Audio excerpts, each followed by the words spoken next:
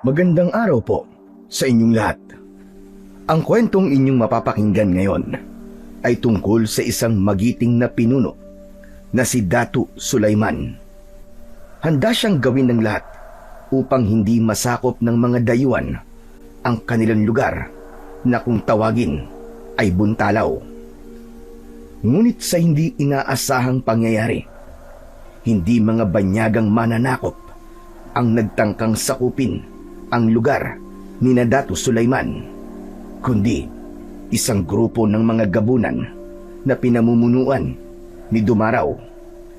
Sa pagsakop ng mga gabunan sa Buntalaw, magagawa pa rin bang ipagtanggol at protektahan ni Datu Sulaiman ang kanyang nasasakupan kung walang sandata ang nakakasugat sa mga aswang na gabunan? Ngunit bago po ang lahat, mga idol, huwag po nating kalimutang mag-subscribe at i-hit ang notification bell sa aking YouTube channel na The Voice Addict at Apong Isaak para sa mas marami pang makapigil hiningang kwentong aswang at katatakutan mula sa mundo ng kababalaghan. Umpisahan na po natin ang kwento. Si Datu Sulaiman ay ang butihing pinuno ng Barangay Buntalaw at siya ay isang Muslim na tagasunod ng pananampalatayang Islam na minana pa niya mula sa kanyang ama at sa mga ninuno niyang mula sa lupaing malapit sa Lanao. Bago pa man dumating ang mga Kastila, matagal ng bahagi ng kanyang buhay ang 5 beses na pagdarasal sa isang araw, ang pananampalataya kay Allah at ang pagtalima sa mga aral ng propetang si Muhammad. Sa loob ng kubol ni Datu Sulaiman ay nagdarasal siya ng umagang yun. Maraming salamat sa panibagong araw, Allah. Patnubayan mo ko sa aking pamamahala sa Buntalaw at nawa ay magawa ko ng maayos ang aking tungkulin sa araw-araw. Ikaw ang liwanag ko, Allah, at naniniwala kong wala kong dapat nakatakutan dahil alam kong palagi kang nasa aking tabi. Matapos ang maikling panalangin ay lumabas na si Datu Sulaiman sa kanyang kubol habang nakasabit sa bewang ang kanyang kampilan. May pulang putong sa kanyang ulo at nakasuot siya ng bahag. Ang kanyang pang-itaas na damit ay tinatawag na kangan o kanggan na pula ang kulay. Napangiti siya nang sumalubong sa kanya ang mga naninirahan sa Buntalaw na abala sa kani-kanilang mga gawain. May nagbibilad ng mga isda at karne. Sa hindi kalayuan ay may mga nagtatanim ng palay at mga gulay. Maya-maya pa ay lumapit kay Datu Sulaiman ang namumuno sa mga mandirigma na si Makisig. Isa itong binata na may kayumangging balat at matipunong pangangatawan. Magandang umaga po sa inyo, mahal na Datu Sulaiman. Nais kong makarinig ng balita sa pamumuno mo sa pagsasanay sa ating mga mandirigma, Makisig. Maayos ang aming pagsasanay, Datu. Lahat ay mas naging mahusay sa paggamit ng sandata. Sa palagay mo ba, ay handa tayo kung sakaling may dumating na mga banyagang mananakop? Panatag po ang aking loob na tayo ay mananalo, Datu, kung susubukan nila tayong sakupin. At patuloy pa rin po ang ating mga panday sa paggawa ng sandata upang hindi tayo kulangin pagdating sa mga sandata. Mabuti naman kung ganon. Napakaganda ng araw ngayon. At ang mga pananim ay mukhang naaalagaan ng mabuti, Makisig. Tama ho kayo, Datu Sulaiman. Masisipag po mga tao rito sa Buntalaw. Yan ang epekto ng inyong maayos na pamamahala. Lahat po ay sinusunod kayo, mahal na Datu. Akin lamang ipinagpapatuloy kung paano pinamahalaan ng aking ama ang Buntalaw. At sana, kung nasan man siya ngayon, ay natutuwa siya sa aking ginagawa.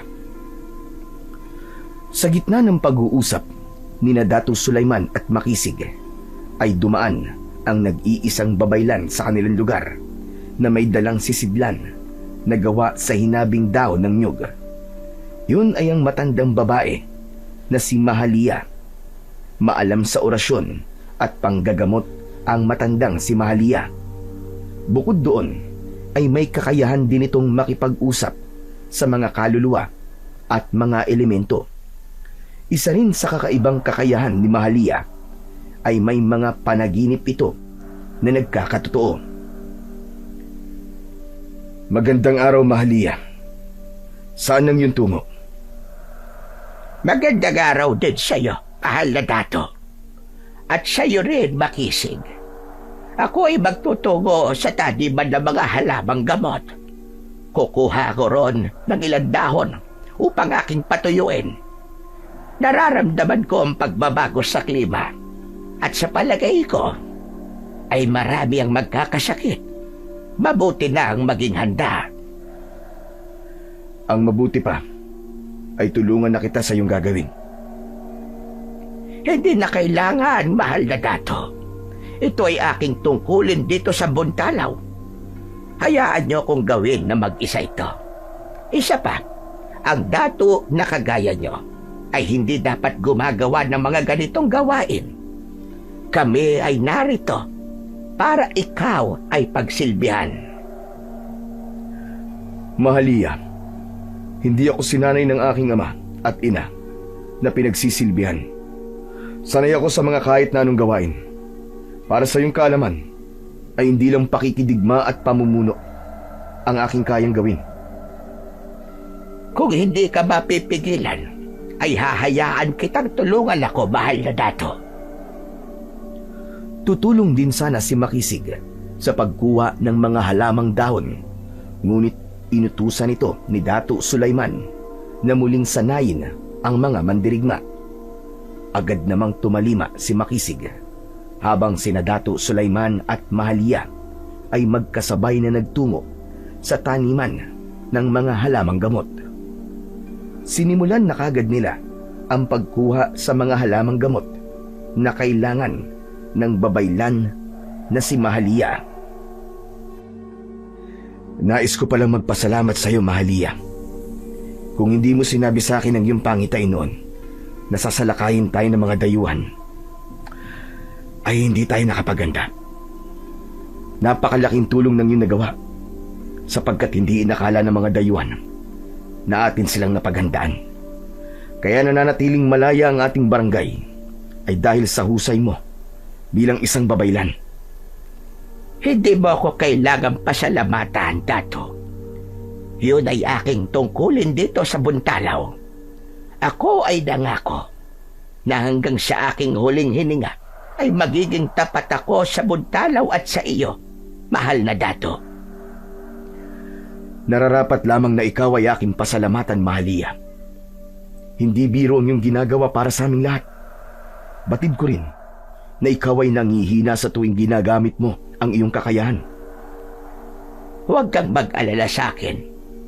Paraan ko ito bilang pagganti sa kabutihan ng iyong ama at ina sa akin noon. Kung iyong natatandaan, itinaboy ako sa dating barangay kung saan ako naninirahan. Sinabi nila na ako raw ay malas, isang salot, dahil lahat ng hindi magandang pangitain ko ay nagkakaroon ng katotohanan. Inisip nila na ako ang may kagagawan nun, ngunit hindi nila nalalaman na ako ay tagapagbigay lamang ng babala. At ang iyong ama at ina, sila ang namumukod tanging tumanggap sa akin ng buong puso. Isang malalim na paghinga ang pinakawalan ni Dato Sulaiman. Tumingin siya sa kawalan at may lungkot na lumitaw sa kanyang muka. May problema ka ba, mahal na dato? Bakit tila may kalungkutan akong nababanaag sa iyong mga mata? Iyong nabanggit ang aking ama at ina, Mahalia. Naisip ko lamang na kung buhay pa sana sila ngayon, ay malamang mas maganda ang pamamahala rito sa Buntalaw. Ngunit hindi mo ba nakikita kung paano mong pinamumunuan ang ating barangay? At yan ay iyong nasasabi. Mahal na mahal ka ng mga tao mo, Dato Sulaiman. Kung hindi maayos ang pagtrato mo sa amin, ay hindi ka namin mamahalin. Huwag mong maliitin ang iyong sarili. Higit pa sa sapat ang iyong nagagawa para sa aming lahat na iyong nasasakupan. Hindi na lang nagsalita si Dato Sulaiman at isang matipid na ngiti ang isinagot niya kay Mahalia. Ang totoo kasi ay masyado niyang tinitingala ang kanyang ama sa kung paano nito noon pinamahalaan ang kanilang barangay. Lumaki siyang nasaksihan kung paano ito minahal ng mga tao nang dahil sa kung paano ito makitungo sa lahat. Kaya nang mamatay ang kanyang ama at nailipat sa kanya ang pagiging dato, ay ang tatay niya ang kanyang naging pamantayan. Naniniwala siya na nararapat ang isang maayos at patas na pamamahala sa Buntalaw at may pakiramdam siya na hindi pa niya naibibigay sa mga tao roon ang lahat ng dapat niyang ibigay. Matatag ang pananampalataya ni Dato Sulaiman kay Allah bilang Muslim. Naniniwala siya na ang prioridad niya ay ang kapayapaan para sa lahat. Ngunit handa siyang lumaban kapag alam niyang siya ay nasa tama. Handa siyang makipagdigmaan kung kinakailangan, lalo na kung nakasalalay ang kapakanan at buhay ng kanyang mga tao. Nang dahil sa pagdating ng mga dayuhang mananakop, ay kinailangan niyang sanayin ang marami sa mga kalalakihan sa lugar nila upang makipaglaban. Hindi niya yun kayang gawin ng mag-isa. Kaya naman, itinalaga niya si Makisig bilang namumuno sa kanilang mga mandirigma. Isang umaga, habang nakatayo si Dato Sulaiman sa tabing dagat, ay pinagmamasdan niya ang kulay kahel na kalangitan dahil sa paglubog ng araw. At lumapit naman sa kanya si Makisig. Dato Sulaiman, may kailangan ho akong sabihin sa inyo. Ano yun, Makisig? May nangyari po kay Mahalia. Habang naglalakad siya, ay bigla na lang siyang nawalan ng malay. Ano ang kanyang kalagayan ngayon, Makisig? Sa aming palagay ay maayos na ho siya. Nadala namin kagad siya sa kanyang kubol at bago ko ron umalis, ay gising naman na siya. Aniya, ay kailangan kanyang makausap. Mahal na Dato, may mahalagang bagay siyang sasabihin sa'yo. Kung ganun ay samahan mo ako sa kanyang kubol.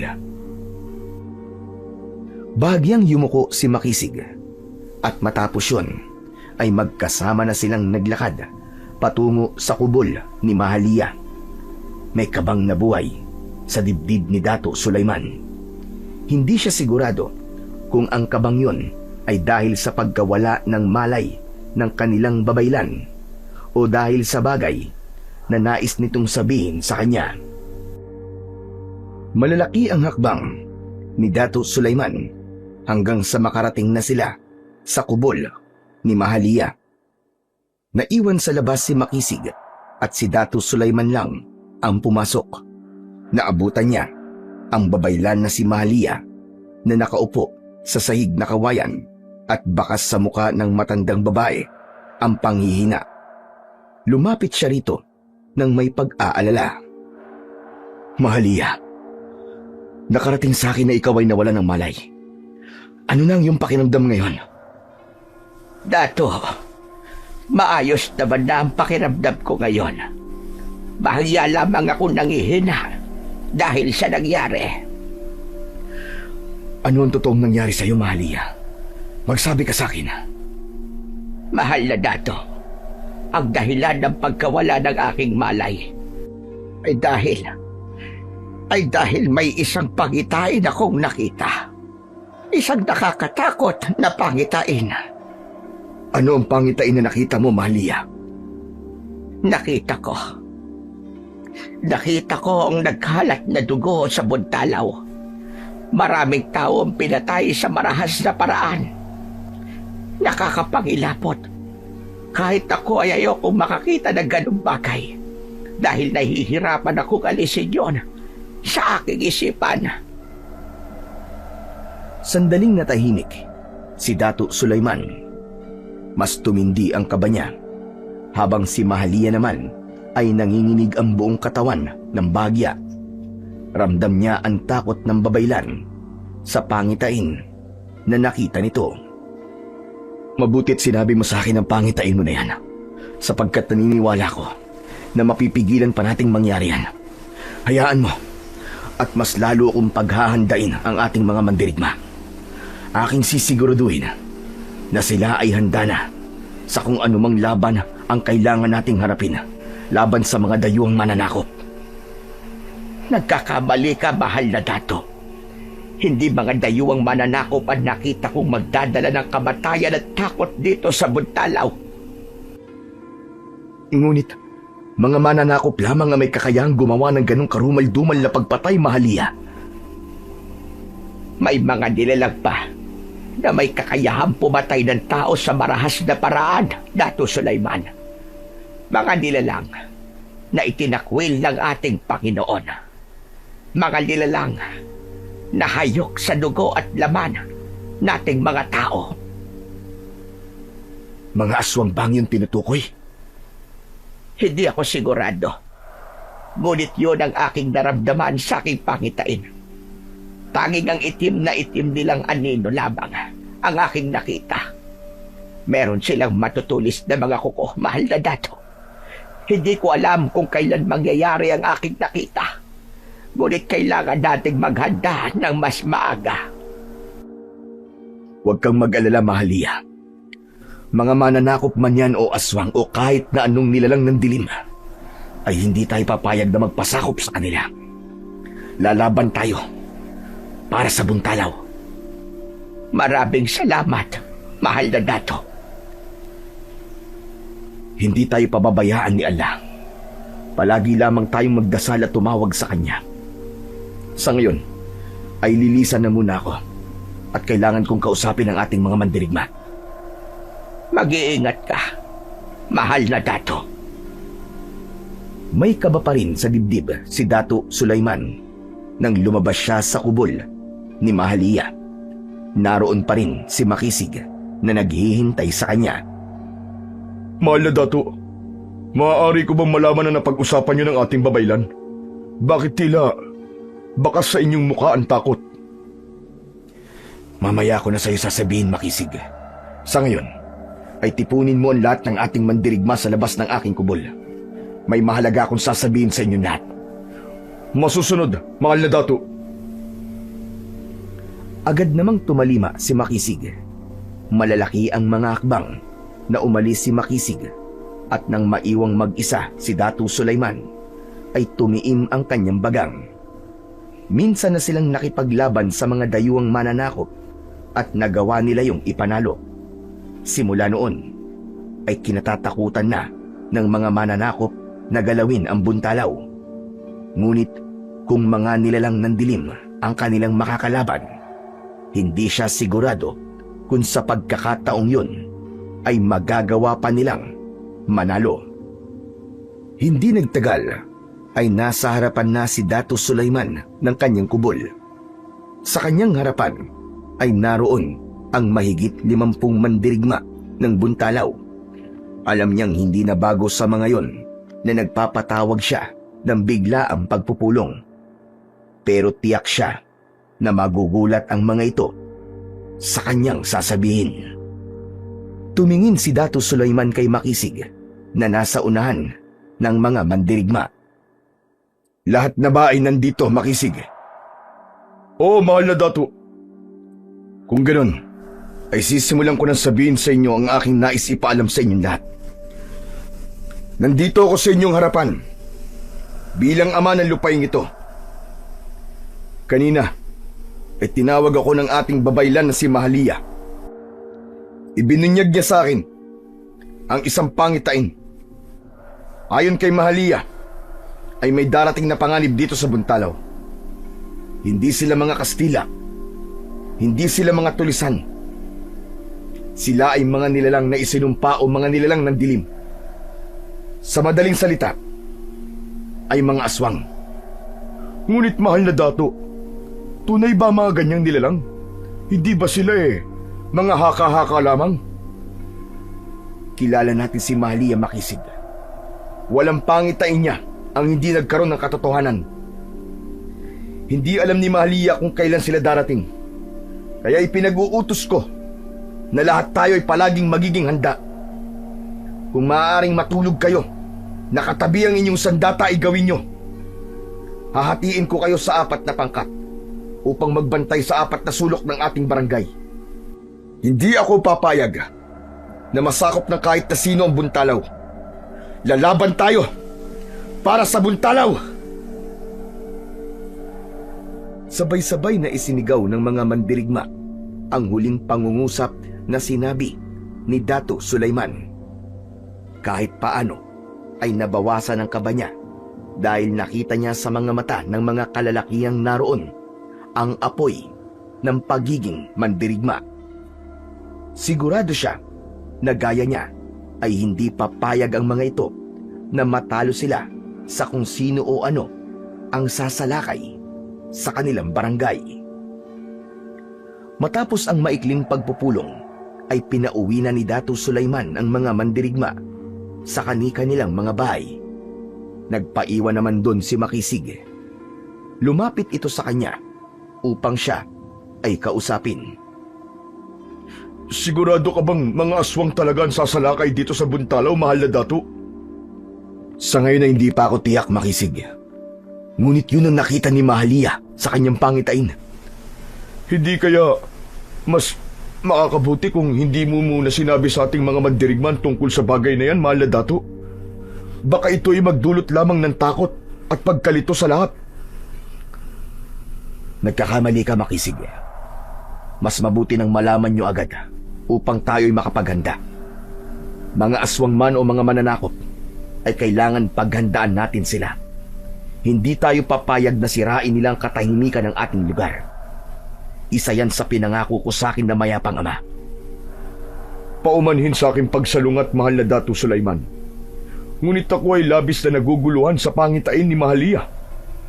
Hindi kasi tayo tiyak kung totoo nga ba ang mga aswang, mahal na dato. Hindi man tayo tiyak kung totoo mga ganong nilalang, ay mas makakabuti na maghanda pa rin tayo. Sa ngayon ay magpahinga na tayo, Makisig. Umuwi ka na at ako'y matutulog na. Matapos na magpaalam ni Makisig, ay umalis na ito.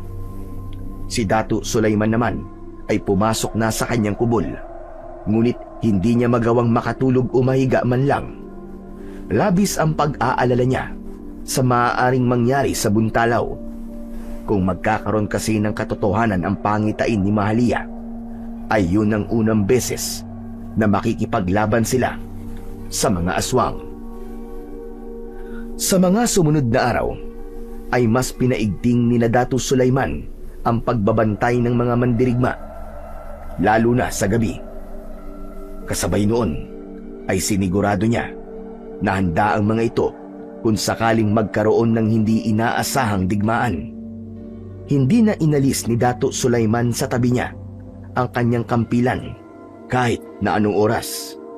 Maging sa kanyang pagtulog ay katabi niya yon upang kung sakaling biglang magkaroon ng hindi inaasahang pangyayari, ay agad niya yung makukuha. Isang umaga, nagtungo si Dato Sulaiman sa ilog. Doon ay hinasa at pinatalim niya ang kanyang kampilan gamit ang isang bato. Habang ginagawa niya yon, ay dumating ang babaylan na si Mahalia. Pinanood nito ang kanyang ginagawa at maya-maya pa ay nagsalita na ang babaylan. Bakit hindi mo na lamang yan ipagawa sa iba, mahal na dato? Hindi ko nais na ipahawak sa iba ang aking kampilan. Ang sandatang ito'y sagrado para sa akin, sapagkat to'y ipinamana pa sa akin ng aking namayapang ama. Oo nga pala. Natatandaan ko na napakaraming kalaban na ang pinaslang ng kampilan na yan. At tiyak ko na marami pa yang mapapatay sa mga susunod na araw. Anong ibig mong sabihin, Mahalia? Napanaginipan kong muli kagabi ang aking naging unang pangitain, mahal na dato. Nararamdaman ko na malapit na silang sumalakay. Unti-unti ay nagiging malinaw na sa aking panaginip ang kanilang itsura. Hindi sila basta mga anino, kundi sadyang itim ang kulay ng kanilang balat. Kung ganun, ay hindi sila mga aswang?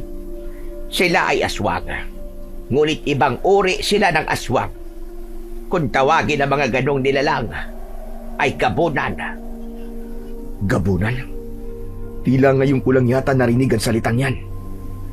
Ang mga gabunan ay isang uri ng aswang na may itim na balat.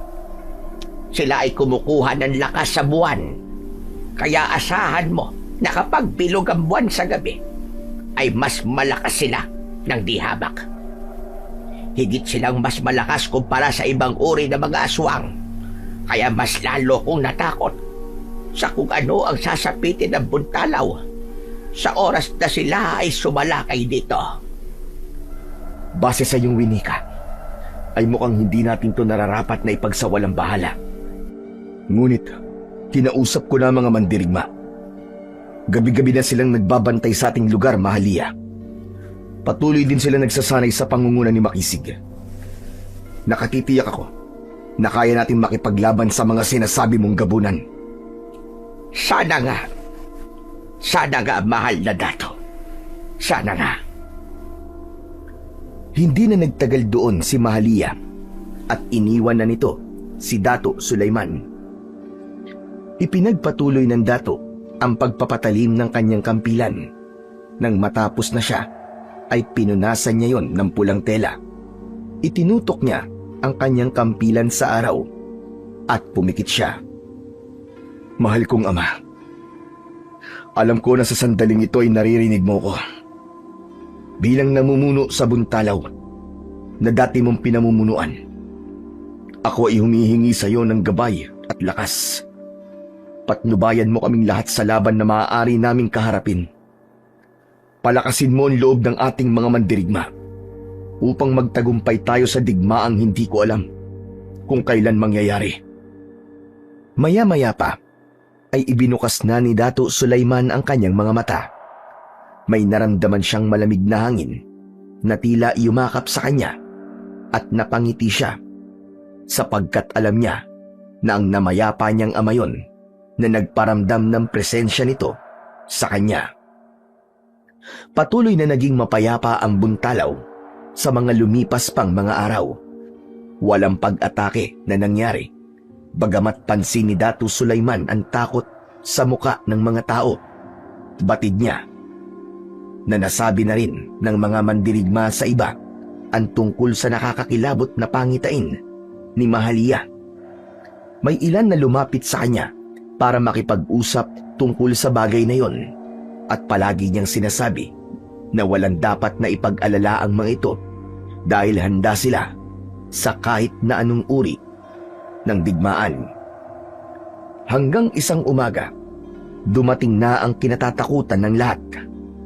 Madaling araw pa lang ay nagising na si Dato Sulaiman dahil sa malakas na pagtawag ni Makisig sa kanya mula sa labas ng kanyang kubol.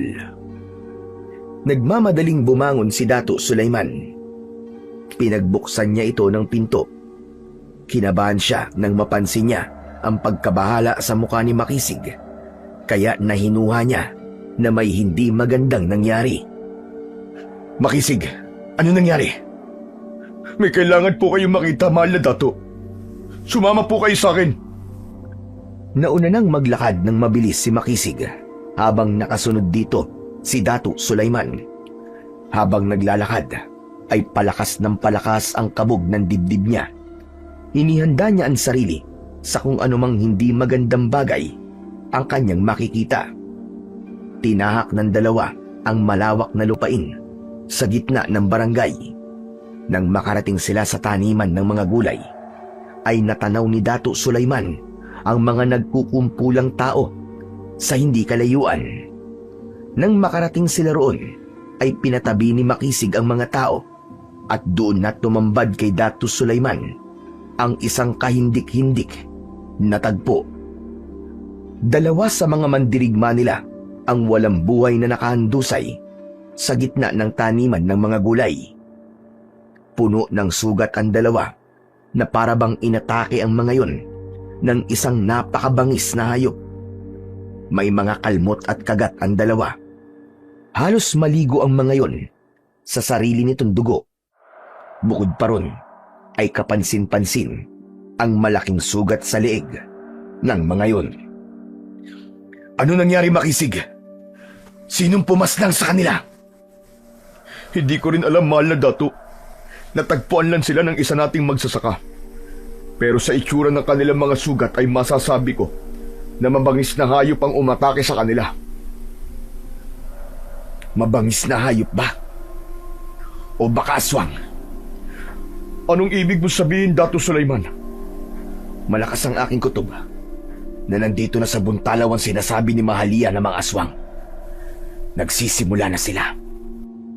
Ang mabuti pa ay ilibing na natin ang katawan ng mga biktima. Huwag na natin patagalin na nandyan ang kanilang katawan. Tawagin din ang kanilang pamilya upang malaman nila ang nangyari sa mga mahal nila sa buhay. Tumingin sa malayo si Dato Sulaiman dahil hindi niya kayang makita ang dalawang bangkay sa kanyang harapan. Hindi dahil hindi siya sanay na makakita ng bangkay, kundi dahil hindi niya matanggap na dalawa sa magigiting niyang mandirigma ang namatay sa ganung paraan. Sa araw din na yon ay inayos na ng ilang kalalakihan ang paglilibingan ng dalawang mandirigma. Naging emosyonal ang pamilya ng mga nasawi. Habang unti-unting tinatabunan ng lupa ang libingan ng dalawang nasawi, ay malakas na humagulgol ang pamilya ng mga yon. Matindi ang pagpigil na ginawa ni Dato Sulaiman upang hindi pumatak ang kanyang luha. Ayaw niyang makita ng mga tao roon ang kanyang pag-iyak dahil baka isipin ng mga yon na mahina siya. Sa ganong sitwasyon, alam niya na kailangan niyang maging mas matatag dahil siya ang pinagkukunan ng lakas ng loob ng lahat ng nakatira sa Buntalaw. Matapos ang paglilibing, ay nagsimula na si Dato Sulaiman na kausapin ng lahat ng naroon. Nakikiramay ako sa pamilya ng mga namatay. Sila ay ating maalala bilang magigiting at matatapang na mandirigma ng Buntalaw na inalay ang kanilang buhay para sa ating lahat. Hindi man katanggap-tanggap ang kanilang sinapit, alam ko na sila ay nasa piling na ni Allah. Umiiyak na nagtanong kay Dato Sulaiman ang asawa ng isa sa mga namatay. Tinanong nito kung sino ang gumawa ng ganong karumal-dumal na pagpatay sa asawa nito. Batid kong alam niyo na tungkol sa pangitain ng ating punong babaylan na si Mahalia. Ang mga aswang nagabunan. Sa aking palagay, ay sila ang pumaslang sa dalawang mandirigma. Nararamdaman ko na nandito na sila at hindi gaya ng aking inaasahan na lulusubin nila tayo ng biglaan dahil tila mukhang inuunti-unti nila tayo. Kung ganun, mahal na Dato, sa kanilang ginagawa ay hindi malayong maubos tayo. Hindi ako makapapayag na mangyari yan, Makisig. Mas papaigtingin natin ang ating pagbabantay. Bawat bahay, kahit ang mga kababaihan, ay inuublig ako na matuto sa paggamit ng sandata. Ganon din ang mga bata. Nararapat na bawat isa sa atin ay may kakayang makipaglaban at ipagtanggol ang kanilang mga sarili. Aking ipinapangako na hindi na masusundan ng isa pang kamatayan ng pagkamatay ng dalawa nating mandirigma. Isang mahabang katahimikan ang namayani sa lugar ng libingan sa Buntalaw. Tila nakisama pa ang kalangitan sa pagluluksa ng lahat dahil biglang bumuhos ang napakalakas na ulan. Isa-isa nang umalis ang mga tao roon. Pero nanatili si Datu Sulaiman na nakatayo sa harap ng libingan ng dalawang mandirigma. Nabasa na ng ulan ang kanyang putong at kasuotan, ngunit hindi siya natinag. Doon na niya hinayaang dumaloy ang luwa sa kanyang magkabila ang pisngi, dahil alam niya na hindi yun makikita ng kahit na sino dahil sa ulan. Mahal na Dato, umuwi ka na sa iyong kubol. Nababasa ka na ng ulan. Hindi ko matanggap ang pangyayaring ito, Makisig. Walang kahit na sino sa atin ang nararapat na mamatay sa ganung paraan. Hindi ako titigil hanggat hindi nagbabayad ang mga gumawa nito sa ating mga mandirigma. Buhay ang kanilang kinuha. Kaya yun din ang dapat na kapalit. Naiintindihan ko nararamdaman mo, mahal na Dato.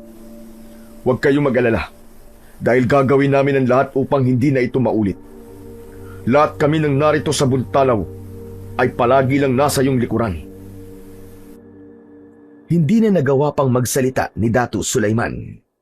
Nangamba siya na kapag may salita pang namutawi sa kanyang bibig, ay lalabas na ang kanyang mga hikbi.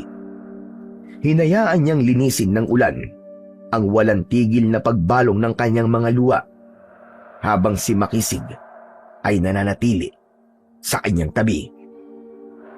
Nang mga sumunod na araw, ay tiniyak ni Datu Sulaiman na mas natututukan ni Makisig ang pagsasanay sa kanilang mga mandirigma.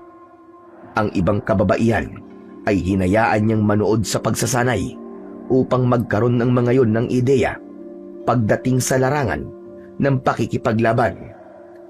Binigyan din niya ang bawat isa ng sandata gaya ng sundang at sibat, dahil yun ang higit na kailangan ng lahat upang may pagtanggol ng mga ito ang kanilang sarili sa oras ng panganib.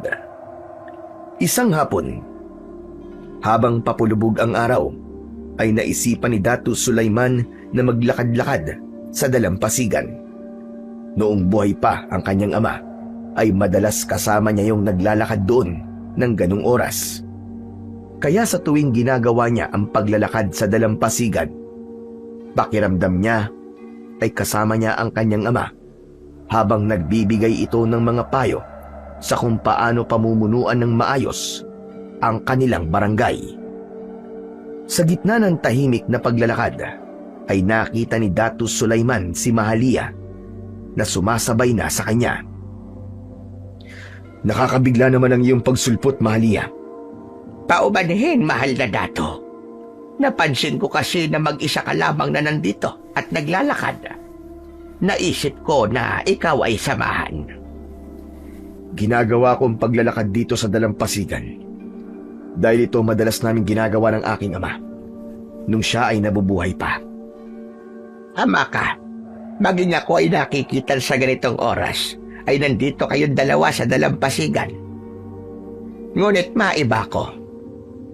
Nararamdaman ko na mabigat ang iyong kalooban. Ito ba ay dahil sa dalawang mandirigma na pinaslang? Tama ka, Mahalia. Sila nga nasa isip ko ngayon. Nakakaramdam ako ng konsensya sa sinapit nila. Pakiramdam ko ay may kasalanan ako sa nangyari sa kanila. Bakit mo naman yan nasasabi, mahal na Dato? Dahil pinangakuan ko kayong lahat ng proteksyon. Pero hindi ko nagawang protekta ng dalawa nating mandirigma laban sa mga gabunan. Habang ako ay mahimbing na natutulog ng gabing yon, wala akong kaalam-alam na pinatay na pala silang dalawa. Huwag mong sisihin ang iyong sarili.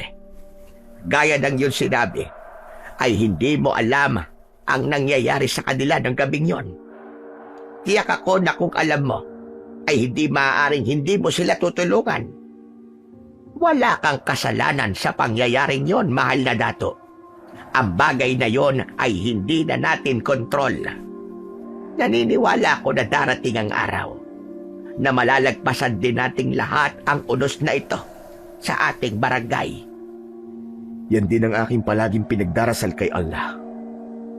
Sana nga ay matapos na ang hindi magandang nangyayari dito sa Buntalaw. Nagpatuloy sa paglalakad sina Datu Sulaiman at Mahalia. Nang marating na nila ang mabatong bahagi ng dalampasigan, ay doon na sila nagdesisyon na bumalik. Alam din nila na hindi naligtas ng ganung oras dahil unti-unti nang kumakalat ang dilim sa paligid.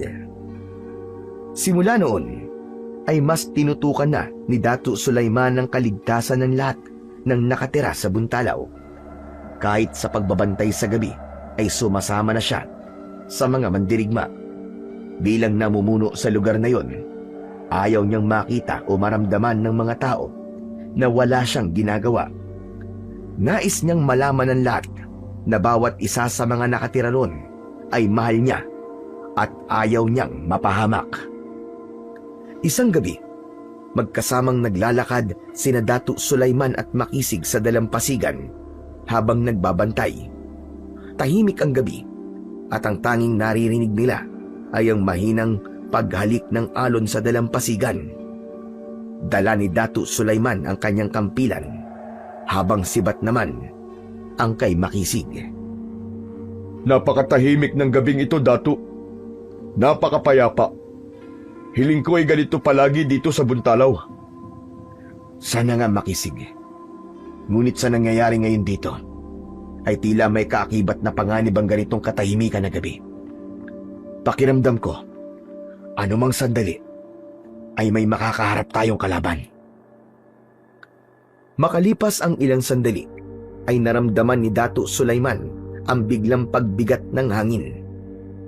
Napahinto si Datu Sulaiman nang may napansin siya sa dikit-dikit na puno na malapit sa dalampasigan. Bakit ka huminto, mahal na Datu? May problema ba? Masdan mo mga puno na yun. Tila merong gumagalaw doon. Parang may kung anong nilalang na nagtatago. Tunay, mahal na Datu. Ano kaya yun? Hindi kaya isang ligaw na hayop lamang? Huwag tayong maging kampante na yun ay isang ligaw na hayop.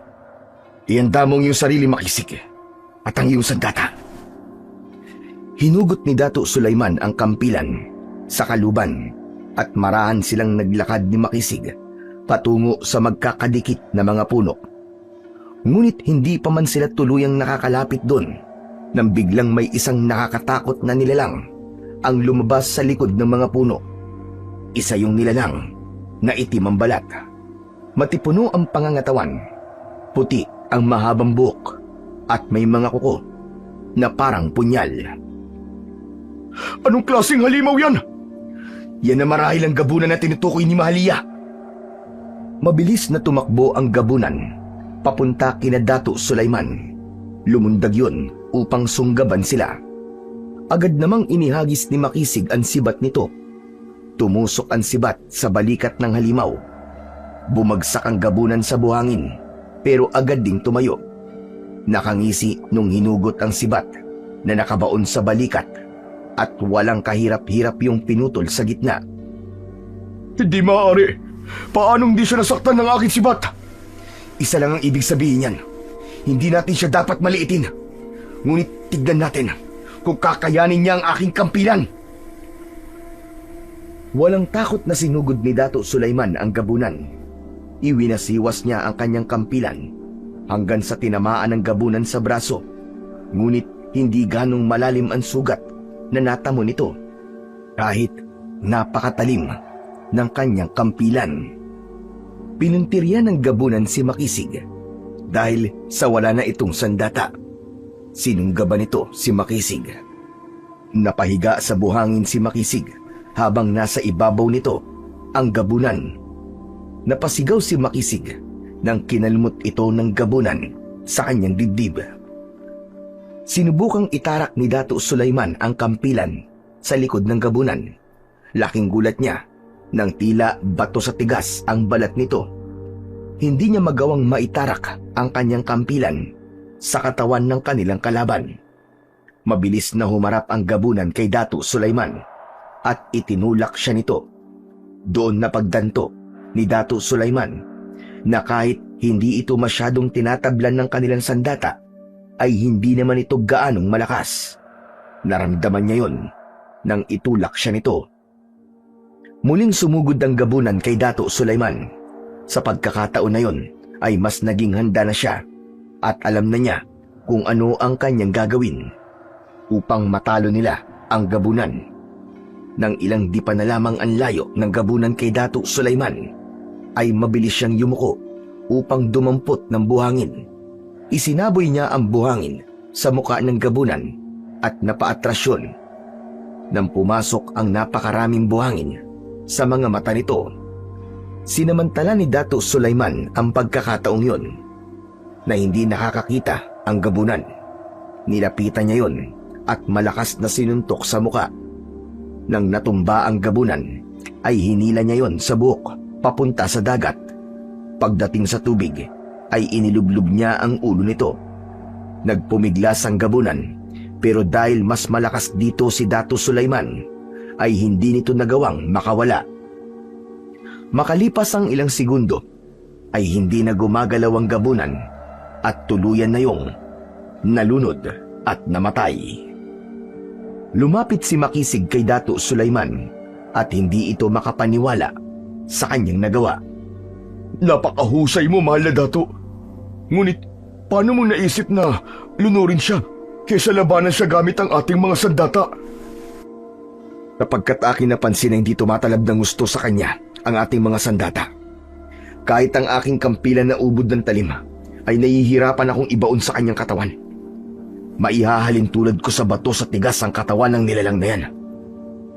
Ngunit nang itulak niya ako kanina, ay napansin ko na hindi siya ganong malakas. Kaya naisip ko na gamitan siya ng aking lakas upang siya ay lunurin. Tunay na kahanga-hanga ka, mahal na Dato. Hindi ka lang mahusay makipaglaban, kundi matalas din ang iyong pag-iisip. Tandaan mo, Makisig, hindi sa lahat ng pagkakataon at pakikipaglaban ay sandatang makakaligtas sa iyo. Minsan ay dapat gumamit ka rin ng iyong isip. Tatandaan ko po ang iyong tinuran. Ngunit pagmasdan mo ang nilalang na yan, mahal na Dato, tunay na kahindik-hindik ang kanyang itsura.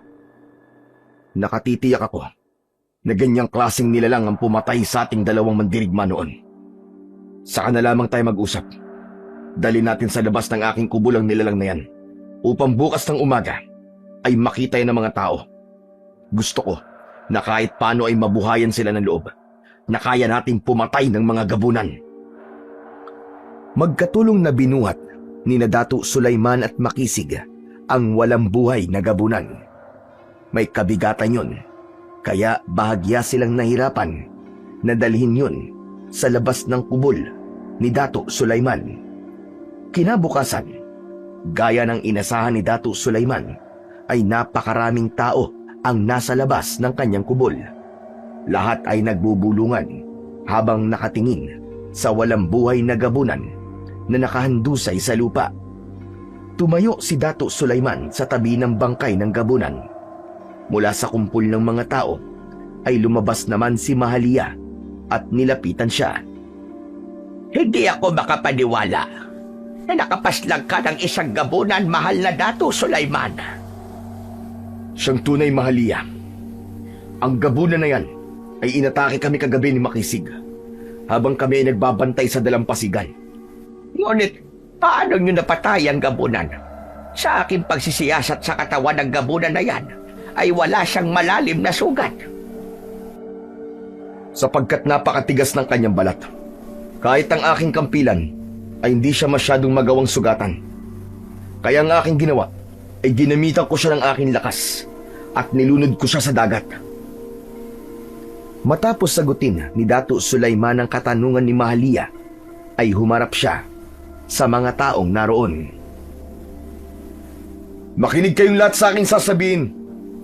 Ang nilalang na nasa inyong harapan ay ang uri ng nilalang na pumaslang sa dalawa nating mandirigma. Ipinapakita ko to sa inyo dahil nais kong kahit paano ay mabawasan ang inyong takot. Kaya nating pumatay ng mga gabunan at simula pa lamang ito, ipinapangako ko na kahit ilang gabunan pa sumalakay dito sa Buntalaw ay hindi nila tayo magagawang sakupin. Aking sisiguraduhin na kamatayan ang sasapitin nila sa sandaling itapak nila ang kanilang mga paa dito sa ating lugar. Kahit paano ay gumaan ang pakiramdam ni Dato' Sulaiman nang may nakita siyang konting pag-asa sa muka ng mga taong naroon. Maya-maya pa ay muli siyang humarap kay Mahalia at inaya niya itong makipag-usap sa kanya sa loob ng kanyang kubol. Isang mandirigma ang inutusan niya upang papuntahin doon si Makisig. Makalipas ang ilang sandali ay dumating na si Makisig at magkakaharap silang naupo sa sahig na kawayan. Ano ang ating pag-uusapan, mahal na dato? Ako ay nakatitiyak na hindi pa yun ang magiging huling pag-atake ng gabunan dito sa Buntalaw. Maaaring paisa-isa silang sasalakay o maaari ring maramihan. Kahit ilang ang bilang nila, ay nararapat na handa tayo. May maitutulog ba ako? Sabihin mo lang at gagawin ko ang aking makakaya upang makatulong, mahal na dato. Gaya ng sinabi ko kanina sa harapan ng mga tao, hindi tumatalab sa gabunan ng kahit na anong sandata. Bumaon man sa balat niya ang sibat ni Makisig, ngunit kapansin-pansin na hindi siya ganong nasaktan. Tatanungin kita, Mahalia, may alam ka bang sandata na maaari nating gamitin laban sa mga gabunan? Alam mo ba ang kanilang kahinaan? Ikinalulungkot ko, mahal na dato. Ngunit wala akong maraming kaalaman pagdating sa mga gabunan. Ang tanging alam ko lang tungkol sa kanila ay mas malakas sila kapag bilog ang buwan dahil sa buwan sila kumukuha ng lakas. Kaya naman, aking naisip na mas makabubuti kung sila ay inyong lalabanan kapag walang buwan nang sa gayon ay mabawasan ang kanilang lakas. Sa aking palagay ay hindi maaari ang ganyang pamamaraan. Hindi naman marahil aatake sa atin ang mga gabunan kung alam nilang sila ay mahina. Tama ang tinuran mo, Makisig. Ang ating kailangan ay isang sandata na makakasugat sa kanila. Isang sandata na maaaring kahinaan nila. Kaya kita kinausap ngayon, Mahalia. Ako ay nagbabaka sakaling may alam kang ganung uri ng sandata. Sandaling tumahimik si Mahalia. Napansin ni Dato' Sulaiman na nag-iisip ang babaylan, kaya hinayaan niya muna ito. Umasa siya na may alam si Mahalia na kahit na anong bagay o paraan upang mas madali nilang matalo ang mga gabunan. May nalalaman akong paraan, mahal na dato. Ano ang paraan na yon, Mahalia? Sabihin mo. Ngunit ang paraan na yon ay lubhang mapanganib. Wala akong pakialam kahit mapanganib ang paraan na yan. Ang aking nais ay ang mapatayan lahat ng gabunan na sasalakay dito sa Buntalaw. Kaya huwag ka magdalawang isip, Mahalia. Sabihin mo sa akin ang paraan na nasa iyong isip. Ang aking tinutukoy na paraan ay ang batis ng diwatang si Magwayan na binabantayan ng anak niyang si Lidagat. Ano ang tungkol sa batis na yon? Paano natin magagamit yon upang labanan ng mga gabunan? Bata pa lamang ako nang sabihin sa akin ng aking inaan tungkol sa batis na yon na matatagpuan sa kagubatan na nasa paanan ng pinakamataas na bundok dito sa ating banwa. Makapangyarihan ang tubig sa batis na yon, mahal na dato. Sapagkat kapag nabasbasan ng tubig mula roon ng isang sandata, ay mas magiging matibay ang sandatang yon. Bukod pa ron, kahit gaano katigas na bagay ay magagawang wasakin o putulin ng isang sandata na mabibigyan ng basbas ng tubig mula sa batis na binabantayan ng diwatang sinidagat. Kung ganon, ay magtutungo na ako sa batis na yun upang mabasbasan ang aking kampinan. Isasama ko rin ang ilang mandirigma upang mabasbasan ang kanilang mga sandata. Ikinalulungkot ko, mahal na dato. Ngunit isang tao lamang ang hinahayaan ni Lidagat na magtungo sa kanyang batis. Kaya naman, isang sandata lamang ang maaari mong pabasbasan sa kanya. Kung ako ang inyong tatanungin, ang kampila na lang ni Dato' Sulaiman ang pamabasbasan natin kay Lidagat. Ikaw ang pinakamahusay naman dirigma dito sa Buntalaw, mahal na dato. Kaya nararapat lamang na ang iyong kampilan ang mabigyan ng basbas ng diwatang yun. Mawalang galang na, mahal na dato. Ipinaalam ko sa inyo ang tungkol sa batis na yon. Ngunit hindi ko nais na kayo ay magtungo ron. Sapagkat sa sandaling hilingin nyo kay Lidagat na basbasan ito ang inyong sandata, ay may kapalit siyang hihingiin. At ano naman ang kapalit na yon? Patawad, ngunit hindi ko alam. Noon ay sinubukan ng aking ama na gawin ang bagay na yon.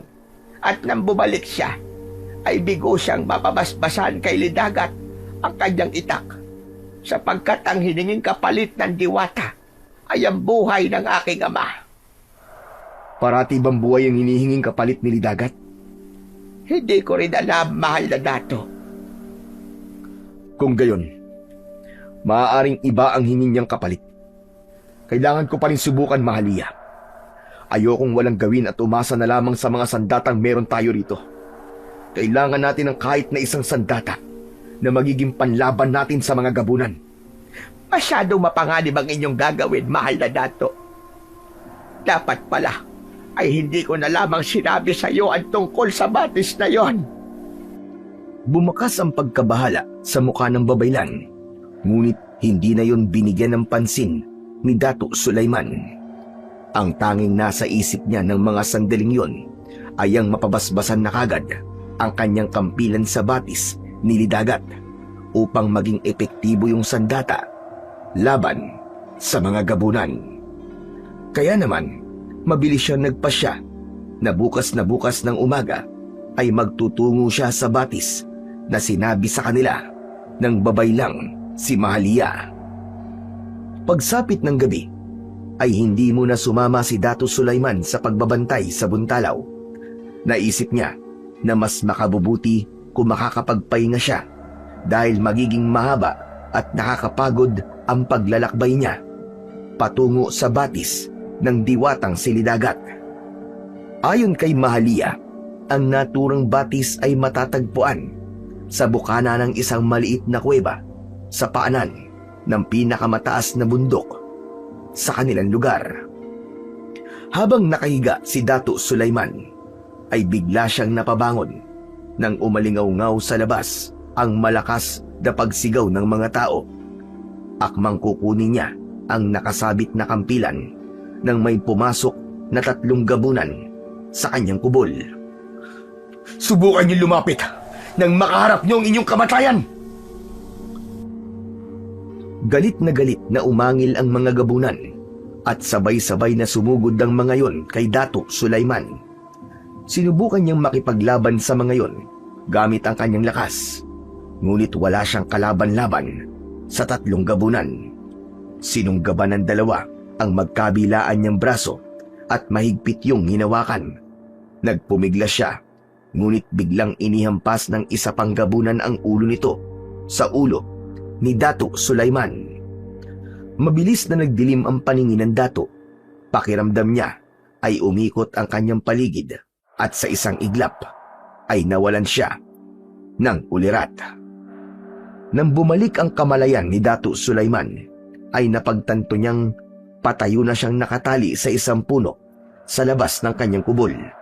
Umaga na at labis siyang nagimbal nang makita niya ang nagkalat na mga gabunan sa paligid, habang ang mga tao ay nakatipon at nakaluhod habang binabantayan ng mga gabunan. Agad niyang nakita si Mahalia na isa sa mga taong nakaluhod. Sinubukan ni Dato Sulaiman na makawala sa pagkakatali, ngunit masyadong matibay at mahigpit ang lubid na nakapulupot sa kanya. Maya-maya pa ay isang gabunan na nakabahaga at may kakaibang marka sa katawan ang nakangising lumapit sa kanya. Tila sumasayaw sa hangin ang mahaba at puting buhok nun. Matalim ang mga mata na tinignan ng Dato ang gabunan. Huwag mong piliting makawala mula sa iyong pagkakatali dahil sinasayang mo lamang ang iyong lakas, mahal na Dato. Ako na lamang ang iyong paslangin. At huwag niyo nang idamay ang aking mga tao. Huwag kang mag-alala, sapagkat wala akong balak na patayin ang mga tao rito maging ikaw. Ngunit, bago ko ihayag sa'yo ang aming gagawin, ay hayaan mo muna akong magpakilala sa'yo. Ang aking pangalan ay si Dumaraw. Ako ang pinuno ng mga gabunan na nandito sa inyong lugar. At ikaw, mahal na dato, hindi mo na kailangang ipakilala ang iyong sarili sa akin. Dahil kilala na kita. Wala akong pakialam kung sino kang hayop ka. Inuutusan kitang pakawalan mo ko. At pagkatapos ay lisanin niyo ang aming barangay. Nais kong ipaalam sa'yo na narinig ko na walang may kakayang sakupin ang buntalaw ng mga dayuhan, sapagkat napakatapang at napakahusay sa digmaan ng mga mandirigma rito, lalong-lalo na ikaw, Dato' Sulaiman. Kaya naman, ako ay nagkaroon ng kagustuhan na sakupin ang inyong lugar. At nakakatuwa dahil napatunayan ko na napakadali palang sakupin ang buntalaw. At gaya ng aking sinabi kanina, wala akong planong pumaslang ng mga taong naninirahan dito. Ang pagpatay ng aking mga alagad sa dalawang mandirigma ng buntalaw ay pagpapakita lamang na kaya naming gawin kung sakaling hindi kayo sumunod sa aking kagustuhan. Ano ba ang nais mo? Sabihin mo na at huwag mo nang pahabain ang iyong mga sinasabi. Nais ko na gawing mga gabunan ng lahat ng tao rito at kasama ka na ron, Dato' Sulaiman. Yun nga lang, ikaw ay magiging normal na alagad ko. Ako na ang iyong magiging Panginoon. Balak ko na rito sa buntalaw simula ng aking kaharian upang malaman ng ibang lugar na nagawa kong sakupin ng isang lugar na hindi magawan sakupin ng mga dayuang mananakop. Kaya ang iisipin ng ibang lugar na kaya ko ring sakupin ang kanilang barangay. At yun ang magiging dahilan para magkaroon sila ng masigil takot sa akin. Hayop ka! Hayop ka, Dumaraw! Aking titiyakin na ikaw ay magsisisi na inuna mo pang sakupin ang buntalaw. Dahil sa oras na ako'y makawala rito, kamatayan ang sasapitin mo at ng lahat ng mga alagad mo. Yun ay kung makakawala ka pa, mahal na dato. Sa ngayon, ay nais ko munang libutin ang napakagandang lugar na to. Nais kong maging pamilyar sa lugar na pagsisimula ng aking kaharian. Paalam muna sa ngayon, mahal na dato. Isang nakakalokong ngisi ang iniwanan ni Dato' Dumaraw kay Dato' Sulaiman bago yun umalis. Malakas na sumigaw si Dato' Sulaiman. Nagpumiglas siya pero hindi talaga niya magawang makawala sa pagkakatali. Hanggang sa napatingin siya sa mga taong nakaluhod pa rin. Lahat ay natatakot at tinakasan na ng pag-asa. Nakaramdam ng labis na pangliliit si Dato' Sulaiman. Alam niya na siya dapat ang nangunguna sa pagprotekta sa buntalaw, ngunit naroon siya, nakatali at walang magawa upang ipagtanggol ang kanyang nasasakupan. Makalipas ang ilang oras, ay sumapit na ang gabi. Awang-awa na si Dato' Sulaiman sa mga tao dahil hindi hinayaan ng mga gabunan na umalis mula sa pagkakaluhod ang mga yun. Maya-maya pa, ay dumating si Dumaraw at inutusan nito ang mga alagad nitong gabunan na dalhin na ang mga tao sa mga kubol. Maigpit nitong inutos na bantayan ng bawat isa upang walang makatakas sa mga yon. Tinakot pa nito ang mga tao na kung sino ang magtatangkang tumakas ay kamatayan ang sasapitin. Mag-isa na lamang si Dato' Sulaiman sa harapan ng kanyang kubol. Hindi pa rin niya magawang makawala mula sa pagkakatali. Napayuko siya at nakaramdam ng kawalang pag-asa. Allah, nakikiusap ako sa iyo. Tulungan mo ang buntalaw. Huwag mong hayaan na ito ay maging pugad ng kasamaan at kamatayan. Ipinagkakatiwala ko na sa iyo ang kapalaran naming lahat. Nagulat si Dato Sulaiman nang bigla niyang narinig ang malalim na boses ni Dumaraw. Nasa harapan na pala niya yon habang nakangiti ng malaki. Sa lagay mong yan, ay nagagawa mo pang tumawag sa iyong Diyos. Sayang lamang ang mga salita, sapagkat hindi mo na magagawang pigilan na nais kong mangyari sa Buntalaw. Mas makakabuti kung ito ay yung tanggapin ng bukal sa iyong puso.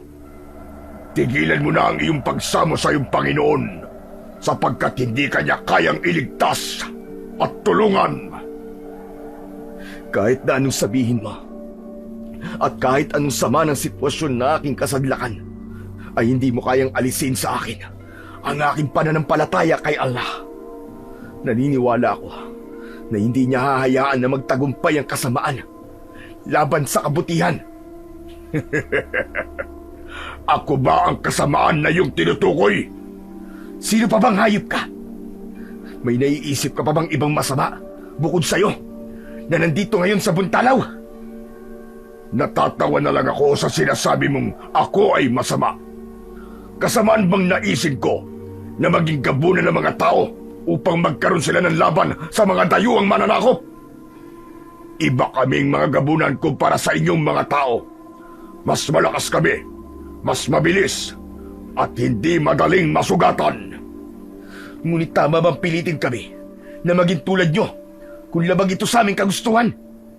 Kahit anong paliwanag ang iyong sabihin, mali pa rin ang ginagawa mo. Mali na kung mali. Ngunit hindi mo na ako mapipigilan, Dato Sulaiman. Mas makakabuti kung tatanggapin mo na lang ang iyong kapalaran at ng Buntalaw.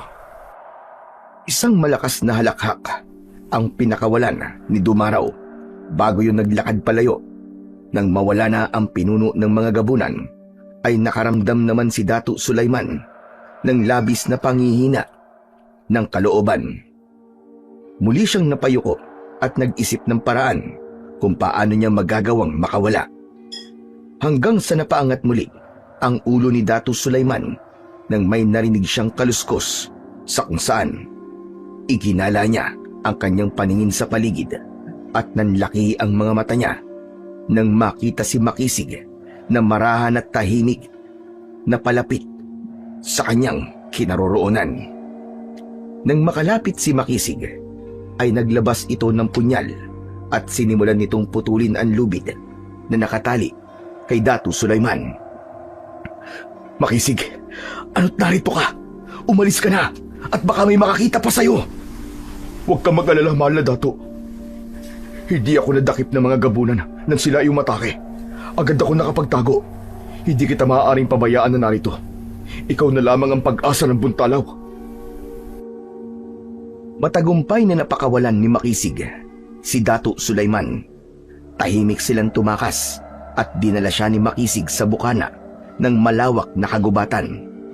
Doon ay hinawi ni Makisig ang mga tuyong dahon na nasa lupa at kinuha nito roon ang nakatagong kampilan ni Dato Sulaiman. Ang aking kampilan! Gapin mo ang iyong sandata, Dato Sulaiman. Yan ay aking kinuha sa iyong kubol nang hindi namamalaya ng mga gabunan at ni Dumaraw. Lubos ang aking pasasalamat sa iyo, Makisig. Maraming salamat kay Allah sapagkat hindi niya hinayaan na tayo ay lubusang mawalan ng pag-asa. Ngayon ay maaari na ako magtungo sa batis na tinutukoy ni Mahalia upang mabasbasan doon ang aking sandata. Sasama ako sa iyo, mahal na Dato. Hayaan mo akong samahan ka sa iyong paglalakbay. Pinapayagan kitang sumama sa akin. Tayo'y humayo na at hindi tayo maaaring mag-aksaya ng panahon, lalo na sa nangyayari ngayon sa ating barangay. Agad na sinimulan ni Dato Sulaiman at Makisig ang kanilang paglalakbay patungo sa batis ni Lidagat sa ilalim ng malamlam na liwanag ng buwan. Matagal ang kanilang paglalakad sa gitna ng kadiliman. Hindi nagtagal ay unti-unti silang nakaramdam ng pagod, ngunit hindi sila huminto dahil hindi nawala sa isip nila na kailangan nilang marating ang batis ni Lidagat na maaaring maging susi upang talunin ang mga gabunan na nasa buntalaw. Makalipas ang napakahabang oras, ay natanaw na nila ang paanan ng pinakamataas na bundok sa kanilang lugar. Pakiramdam ni Datu Sulaiman ay isa yung natutulog na higante na naghihintay sa kanila ni Makisig. Inikot ni Datu Sulaiman ang paligid ng paanan ng bundok habang unti-unti nang sumisikat ang araw. Siyak ako na sa sandaling to ay alam na ni na Dumaraw na ako'y nakawala. Kailangan nating mahanap ang batis ni Lidagat sapagkat maaaring hinahanap na nila tayo. Tama ka, Mahal na Datu. Tiyak ako na sa sandaling makita tayo ng mga gabunan bago natin marating ang batis, ay maaaring yun na maging katapusan natin at ng buntalaw. Ngunit ako ay labis na nangliliit. Wala man lang akong nagawa nung sumalakay ang mga gabunan sa buntalaw. Napakadali nila ako nagapi. Maiintindihan ko kung iniisip ng mga tao sa ating barangay na ako ay walang silbing dato. Huwag mong sabihin yan, Mahal na Datu Sulaiman. Kailanman ay hindi mabubura ng isang beses na pagkakadapa ang mabuting bagay na yung nagawa para sa aming lahat. Para sa aming lahat ay ikaw pa rin ang pinakamagiting na dato na aming tinitingala. Nagpatuloy ang dalawa sa paghahanap sa batis hanggang sa natagpuan nila ang isang kuweba sa paanan ng bundok. Tirik na ang sikat ng araw ng mga sandaling yon. Makisig, ayon kay Babaylang Mahalia, matatagpuan ang batis ni Lidagat sa bukana ng isang maliit na kuweba. Ngunit nasa ng batis? Bakit wala yun dito? Hindi kaya may iba pang kuweba sa paanan ng bundok? Maghanap pa tayo, Mahal na Datu. Hindi, Makisig. Nararamdaman ko. Nandito na tayo. Ngunit, Mahal na Datu, nasaan ang batis? Wala akong nakikita. Luminga si Datu Sulaiman sa paligid. Malakas ang pakiramdam niya na nasa tamang lugar na sila. Bahagya siyang lumapit sa bukana ng kuweba at mas naramdaman niya ang kakaibang presensya sa paligid. Lidagat, kung naririnig mo ko, ay ipakita mo sa amin ang iyong mahiwagang batis. Kami ay narito na may malinis na hangarin. Laking gulat ni Datu Sulaiman nang biglang lumitaw ang isang batis sa bukana ng gubat. Lumubog ang lupa roon at bumalong ang malinis na tubig. Nagkaroon ng mga naglalangoy na mga maliliit na isda at mga bulaklak sa ibabaw ng tubig. Kumikinang ang tubig sa batis na parabang may mga bituin na nagkalat doon. Hindi nagtagal, mula sa gitna ng batis ay lumitaw ang isang napakagandang nagliliwanag na babae. Nakasuot yun ng asul na kasuotan na may mga palamuti na maliliit na kabibe. Ang mga mata ng babae ay nagliliwanag at nakalutang yun sa ibabaw ng tubig. Ako ay iyong sinamo, kaya ako'y nandito na sa iyong harapan. Ipakilala mo sa akin ang iyong sarili at sambitin mo kung ano ang iyong pakay. Ako po si Datu Sulaiman, mahal na diwata. Pinamumunuan ko ang buntalaw na ngayon ay unti-unti nang sinasakop ng mga aswang na gabunan. Naparito po ako upang hilingin sa inyo na bigyan niyo ako ng basbas at ang aking kampilan upang ito ay maging mabisang panlaban sa aming mga kalaban. Nakikiusap po ako sa inyo, mahal na diwatang Lidagat. Dinggin mo ang aking pakiusap. Aking nararamdaman na busilak ang iyong hangarin at ikaw ay nagsasabi ng totoo. Madali para sa akin na ibigay sa iyo ang iyong hinihiling. Ngunit ang bawat kahilingan sa akin ay may karampatang kapalit.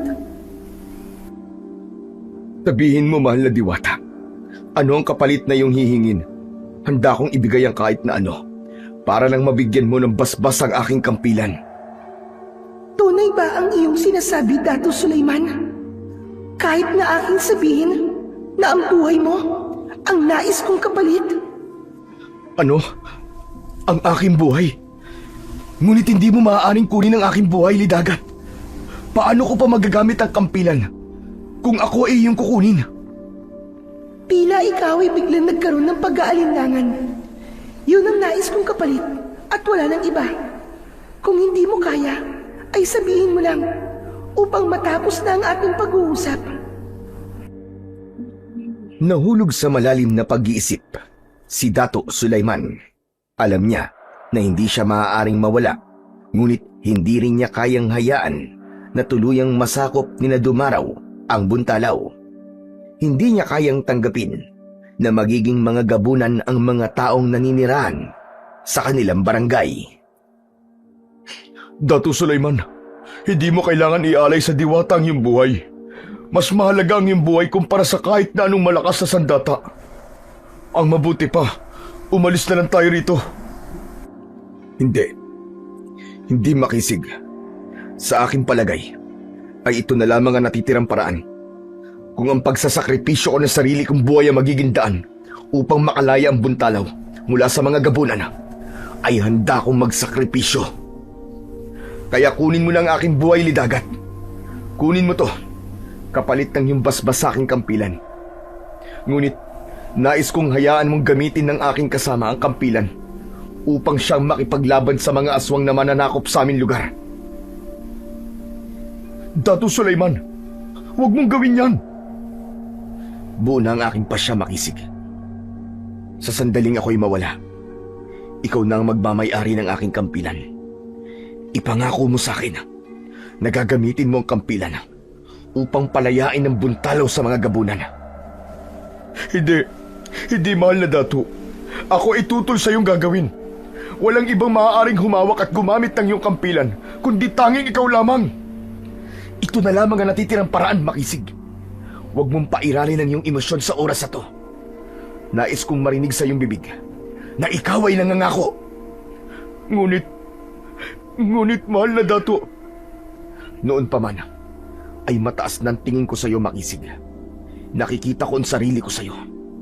Isa ka sa mga magigiting at tapat na mandirigma ng Buntalaw. Kaya kung may susunod na magmamay-ari ng aking kampilan, ay ikaw ang aking pipiliin. Ang nais ko lamang, kapag ako'y wala na, ikaw na ang pumalit sa akin sa pamumuno sa Buntalaw. Pamunuan mo ito ng buong puso at protektahan mo ito habang ikaw ay humihinga. Ngayon, Lidagat, nakahanda na ako. Kunin mo na ang aking buhay. Buo ang loob na humarap si Dato Sulaiman sa diwata. Nakatingin yun sa kanya ng diretsyo.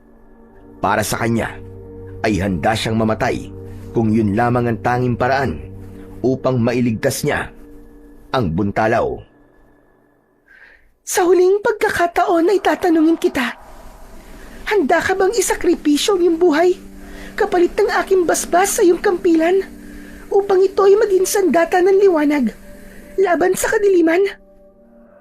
Handa na ako, Lidagat, at hindi na magbabago ang aking pasya. Kunin mo na ngayon ang aking buhay. Lumusong ka sa aking batis, Dato Sulaiman. Hayaan mo lamunin ito ang iyong katawan at kaluluwa. Mahal na Dato, huwag mo yung gagawin. Nakikiusap ako sa iyo. Tumakbo si Makisig upang pigilan si Dato Sulaiman. Maigpit nitong hinawakan ng isa niyang braso. Malakas na itinulak ni Dato Sulaiman si Makisig. Natumba si Makisig at mabilis na hinugot ni Dato Sulaiman ang kampilan. Itinutok niya ang dulo nun sa leeg ni Makisig. Makinig ka, Makisig. Ito na lamang ang paraan upang mailigtas natin ang Buntalaw. Huwag mong iisipin na kapag nawala ako ay mawawalan na rin ng tagapagtanggol ang ating lugar, sapagkat nandyan ka pa. Wala nang ibang tagapagtanggol ang Buntalaw, kundi tanging ikaw lamang, mahal na Dato. Hindi ko kayang pasanin ang responsibilidad na iniiwan mo sa akin. Kaya mo, Makisig. Kaya mo yan. Maniwala ka sa sarili mo. Noon ay gaya mo rin ako na may duda sa aking sariling kakayahan. Kailangan mo yung paglabanan at isipin mo ang mga taong umaasa sa'yo. Maingat na inilapag ni Dato Sulaiman ang kampilan sa paanan ni Makisig. Matapos yun, ay muli siyang humarap sa batis. Maraan siyang naglakad patungo roon. Nang lumusong na siya sa tubig, ay naramdaman niya ang lamig ng tubig sa kanyang mga paa. Huminto siya sa may paanan ni Lidagat at marahan siyang humiga at inilublob ang sarili sa tubig. Naramdaman ni Datu Sulaiman ang kakaibang init sa kanyang dibdib hanggang sa unti-unting bumagal ang tibok ng kanyang puso. Pumikit siya at hinayaan niyang kunin ng batis ang kanyang buhay. Hindi nagtagal ay tuluyan ng tumigil ang kanyang paghinga at sinalubong na siya ng walang hanggang kadiliman. Makalipas ang ilang sandali, ay naramdaman ni Datu Sulaiman na unti-unting umaangat ang katawan niya mula sa kailaliman ng batis. Nang tuluyan na siyang lumutang sa ibabaw, ay bigla siyang nagising. Agad siyang lumanghap ng hangin. Habol niya ang kanyang paghinga. Nang tumayo siya, labis siyang naguluhan nang makita niya si Lidagat sa kanyang harapan, habang si Makisig ay napahinto sa pag-iyak habang nakaluhod sa gilid ng batis. Ano nangyari, mahal na diwatang Lidagat? Bakit pakiramdam ko ay buhay pa ako? Sapagkat ikaw ay sadyang buhay pa, Datu Sulaiman. Teka, anong ibig mong sabihin? Hindi mo kinuha ang aking buhay? Nakikiusap ako sa'yo. Kunin mo lang ang aking buhay, Lidagat. At pagkatapos ay iyong basbasan ng aking kampilan upang magamit na yon ng aking kasama sa pakikipaglaban sa mga gabunan. Hindi ko nais na kunin ang iyong buhay. Yun ay isa lamang pagsubok. Pagsubok? Paanong yun ay naging isang pagsubok, mahal na diwata? Nais kong malaman kung hanggat saan ang kaya mong gawin para sa Buntalaw, Datu Sulaiman. Ako ay labis na namangha sa iyong tapang sapagkat handa kang isakripisyo ang iyong buhay para sa Buntalaw. Bihira ang mga kagaya mo. Kaya ngayon, ikaw ay aking binabati dahil napagtagumpayan mo ang aking pagsubok. Dalhin mo sa akin ang iyong sandata, Datu Sulaiman. Nang naintindihan na ni Datu Sulaiman ang ibig sabihin ni Lidagat, ay hindi niya napigilan ang mapaluha. Walang imik niyang kinuha ang kanyang kampilan at dinala niya yon kay Lidagat. Inutusan siya ni Lidagat na ipatong ang kampilan sa mga kamay niya. Pahiga na ipinatong ni Datu Sulaiman ang kampilan sa nakalahad niyang mga kamay. Sumalok si Lidagat ng tubig sa batis sa pamamagitan ng mga palad nito. Unti-unti nitong ipinatak ang tubig sa kampilan. Bilang diwata ng dagat at katubigan, ako si Lidagat ay binabasbasa ng kampilan na iyong hawak na maging mabisang sandata sa lahat ng uri ng kasamaan. Yan ay magiging simbolo ng pag-asa, tapang at paninindigan. Sa bisa ng kapangyarihan ay pinagkaloob sa akin ng aking ina na si Magwayan, ang aking salita ay magkakaroon ng bisa. Matapos basbasan ni Diwatang Lidagat ang kampilan, ay agad na naramdaman ni Datu Sulaiman na nagkaroon ng kung anong pagbabago sa kanyang sandata. Tapos na ang aking pagbabasbasa sa iyong sandata, Datu Sulaiman. Maaari mo nang gamitin yan upang ipagtanggol ang Buntalaw laban sa kasamaan. Lubos ang aking pasasalamat sa iyo, mahal na Diwatang Lidagat. Maraming salamat. Wala akong ibang hangad kundi ang iyong tagumpay. Humayo na kayo. Muling nagpasalamat si Datu Sulaiman kay Lidagat bago siya tuluyang umahon sa batis. Inilahad ni Makisig ang isa nitong kamay upang mas madali siyang makaahon. Isang mahigpit na yakap at tapik sa likod ang isinalubong ni Makisig kay Datu Sulaiman. Naramdaman ng Datu ang labis na kasiyahan ni Makisig sapagkat buhay pa siya ng sandaling yun. Hindi nagtagal ay nilamon na ng tubig sa batis si Lidagat. Kasunod nun ay nawala na ang tubig sa batis at umangat na ang lupa. Maraming salamat kay Lidagat dahil hindi niya kinuha ang iyong buhay, mahal na dato. At maraming salamat din kay Allah dahil hindi niya tayo pinabayaan. Ngayon ay nararamdaman ko na ang pagbabago sa aking kampilan. Tila may kung anong enerhiya nais ko mawala rito. Kung ganun, ay totoo nga ang sinabi ni Mahalia. May naibibigay na kapangyarihan ng basbas ni Lidagat sa mga sandata. Tama ka. Ngayon ay bumalik na tayo sa Buntalaw upang mapalaya na natin ang ating lugar mula kay Dumaraw. Hindi na nagsayang ng sandali sina Dato' Sulaiman at Makisig. Agad nilang sinimulan ang kanilang paglalakad pabalik sa Buntalaw. Tanghali na nang makarating sina Dato' Sulaiman sa Buntalaw.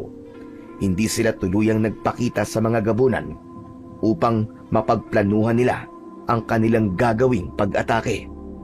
Sa kabila ng katotohanan na hawak ni Dato' Sulaiman ang kampilan na may basbas ng diwata, ay hindi pa rin siya naging kampante, lalo na't dalawa lang sila ni Makisig at napakarami ng mga gabunan. Nagtago sila sa likod ng isang makapal na halaman habang pinagmamasdan nila ang mga gabunan na nagbabantay sa iba't ibang parte ng Buntalaw. Medyo mataas ang kanilang kinaroroonan, kaya tanaw nila ang lahat. Tignan mo mga gabunan, mahal na dato. Kung umasta sila, ay tila kanila na talaga ang ating barangay.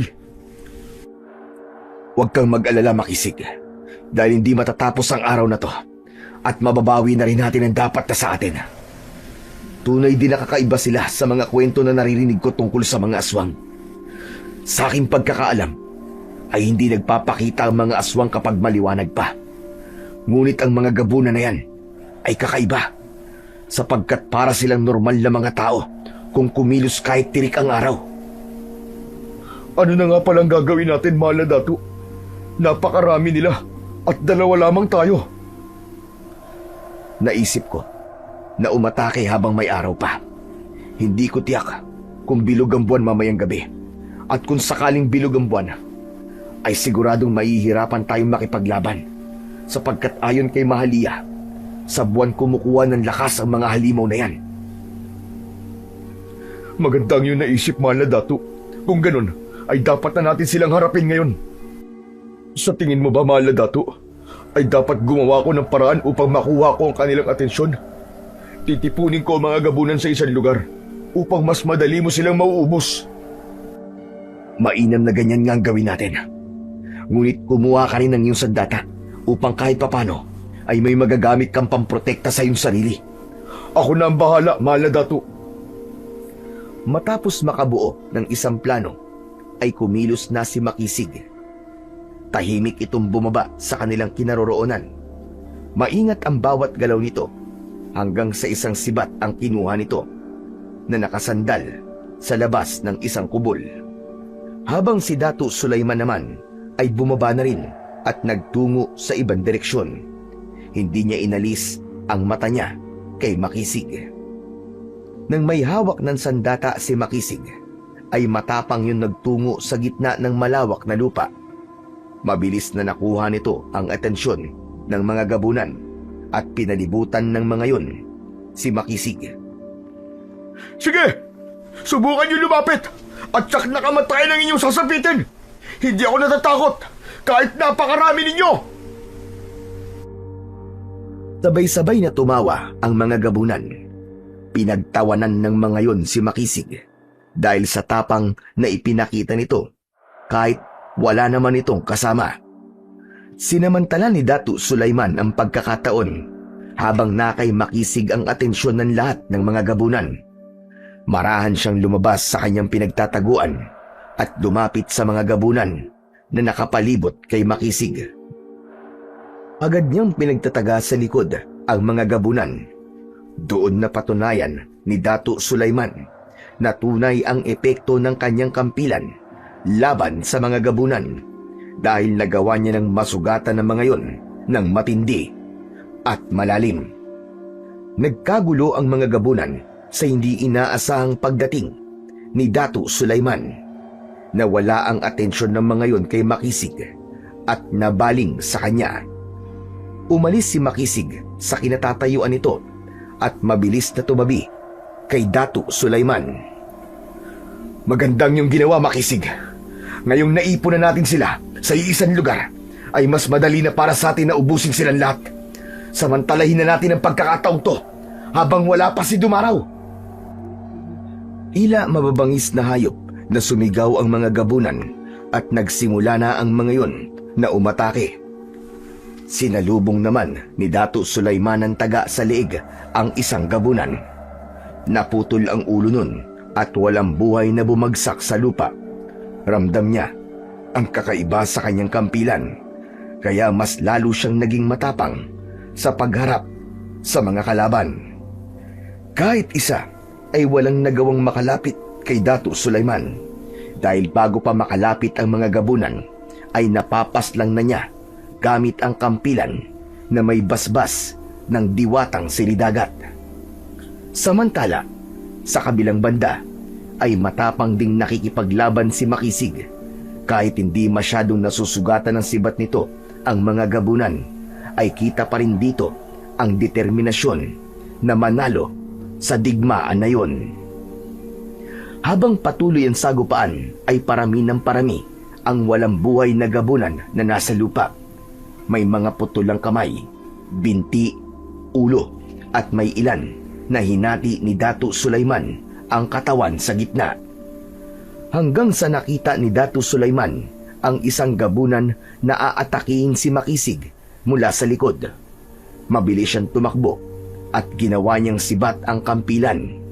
Itinapon niya yon papunta sa gabunan at tumarak yon sa ulo nito. Lumapit si Datu Sulaiman sa bumagsak na gabunan at kinuha ang kanyang kampilan. Iilan na lamang ang mga gabunan na naroon. Ang mga natira ay tila nag-aalinlangan na umatake. Datu Sulaiman, mukhang natatakot na sila sa inyo. Nabahag na ang kanilang mga buntot at bakas na ang takot sa kanilang mga muka.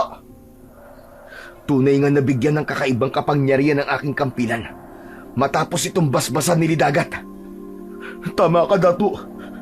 Naaalala ko pa nung unang beses tayo nakipaglaban sa isang gabunan. Hindi mo yun nagawang sugatan. Ngunit ngayon ay nagawa mo ng hatiin sa dalawang kanilang katawan.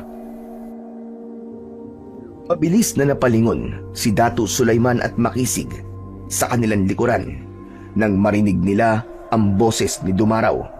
Kakalabas lang nun sa kubol ni Datu Sulaiman. Ano ang kaguluhan ito? Hindi ba tayo na ayaw ko na may gumagambala sa aking pamamahinga? Datu Sulaiman, nagbalik ka na. Tama ang aking hinala na hindi mo matitiis ang buntalaw at ikaw ay magbabalik. Kaya naman, hindi na kita pinahanap sa aking mga alagad. Talaga magbabalik ako, hayop ka, Dumaraw. Bumalik ako upang ikaw ay paslangin. Tignan mo nga naman, napakarami mong napatay sa aking mga alagad. Ngunit yan ay hindi problema sa akin. Maaari ko naman silang palitan sa sandaling gawin ko na mga gabunan ng mga tao rito sa Buntalaw. Yan ay kung magagawa mo pa matapos kitang patayin.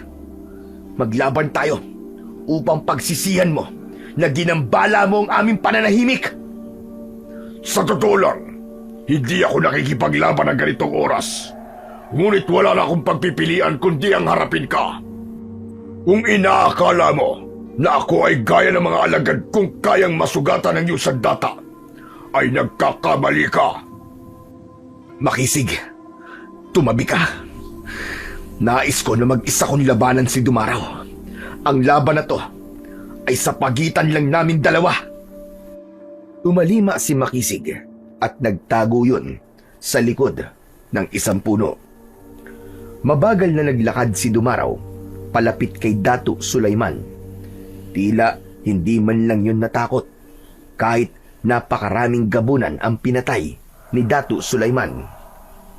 Matalim ang mga mata ng Datu sa pinuno ng mga gabunan. Wala siyang ibang nais kundi ang wakasan na ang buhay nito upang tuluyan ng makalaya ang buntalaw.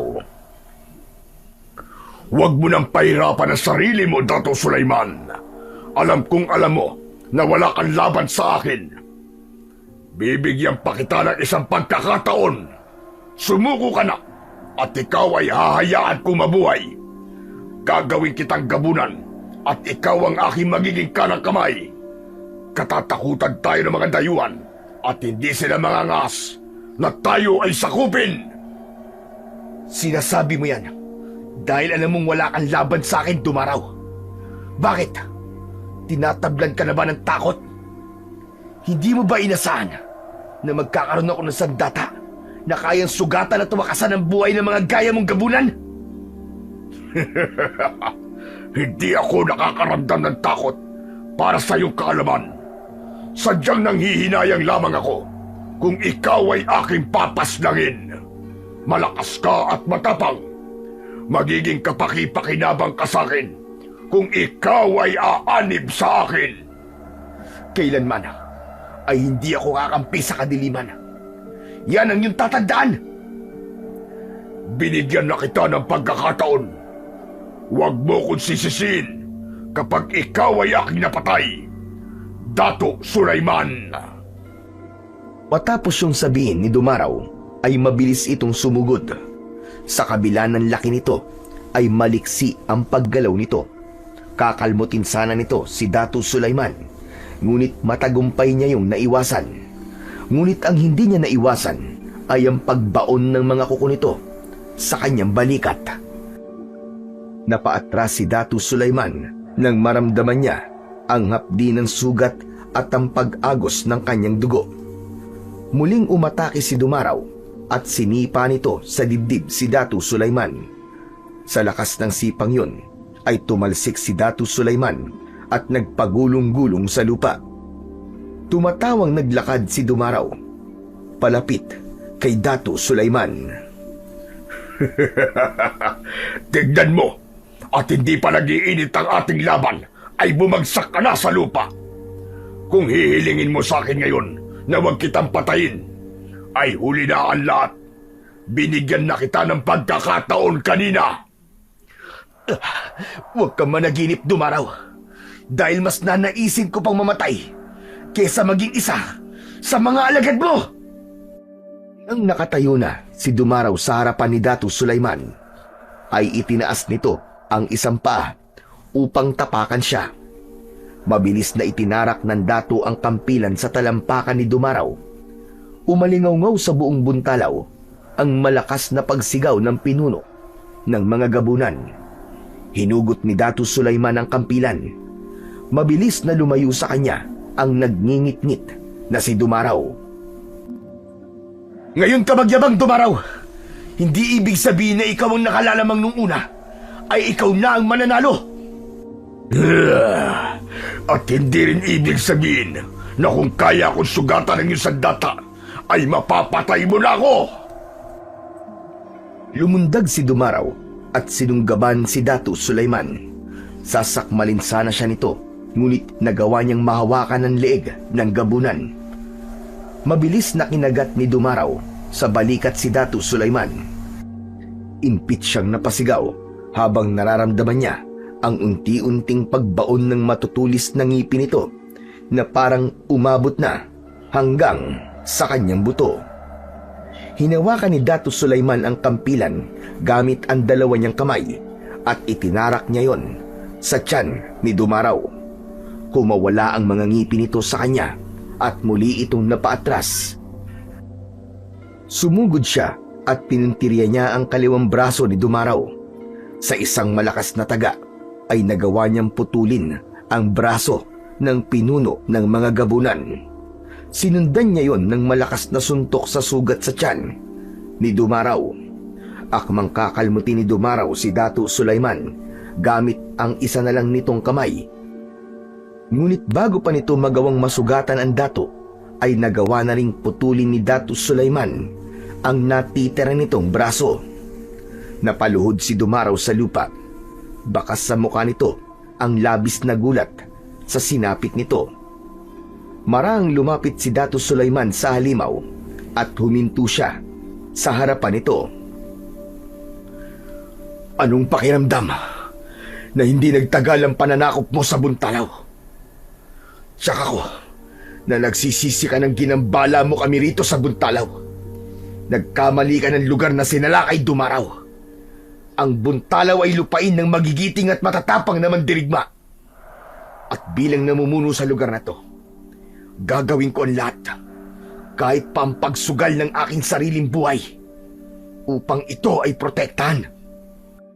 Itinaas ni Dato Sulaiman ang kampilan gamit ang dalawa niyang kamay. Malakas siyang sumigaw, sabay tarak ng kampilan sa tapat ng puso ni Dumaraw. Hindi na nagawang manlaban ni Dumaraw at nang hugutin ni Dato Sulaiman ang kampilan, ay walang buhay na bumagsak ang katawan ni Dumaraw sa lupa. Hindi pa roon natapos si Dato Sulaiman. Hinawakan niya ang buhok ni Dumaraw at bahagya niyang hinila pataas ang ulo nito. Gamit ang kampilan ay pinugot niya ang ulo ni Dumaraw. Isang malakas na sigaw ang kumawala sa lalamunan ni Dato Sulaiman bilang hudyat na natapos na ang isang madugong digmaan. Habol ni Dato Sulaiman ang kanyang paghinga nang tignan niya ang natitirang mga alagad na gabunan ni Dumaraw. Ibinato niya sa mga gabunan ng ulo ng pinuno ng mga ito. Takot na tumakbo ang mga yon. Hahabulin sana ni Makisig ang mga tumatakas na gabunan, ngunit pinigilan ito ni Dato Sulaiman. Tama na, Makisig. Huwag mo nang pag-aksayan ng panahon ng mga gabunan na yon. Ngunit mahal na, Dato, baka bumalik pa ang mga yon dito. Kaya mas makabubuti na patayin na natin silang lahat. Yak ako, Makisig, na hindi na sila babalik dahil sa takot. Wala na ang kanilang pinuno, kaya para na silang ahas na pinutulan ng ulo. Wala ng direksyon. At kung sakaling babalik sila, hindi ako papayag na makakalabas pa sila ng buhay dito sa Buntalaw. Sa bagay, may punto ka, mahal na, Dato. Ngunit tignan mo, napaslang mo na si Dumaraw. Maraming salamat sa basbas ni Lidagat sa aking kampilan. Kung wala itong basbas ng diwata ng tubig, ay hindi tayo mananalo sa laban na ito. At higit sa lahat, maraming salamat kay Allah. Sa aking palagay, ay wala rin sa ang kampilan na may basbas kung hindi ikaw ang gagamit niyan. Nagtagumpay tayo dahil sa inyong tapang, Dato Sulaiman. Sa gitna ng pag-uusap ng dalawa, ay dumating na ang mga tao. Labis ang kasiyahan ng mga yon nang malaman na patay na ang mga gabunan na sandaling sinakop ang kanilang lugar.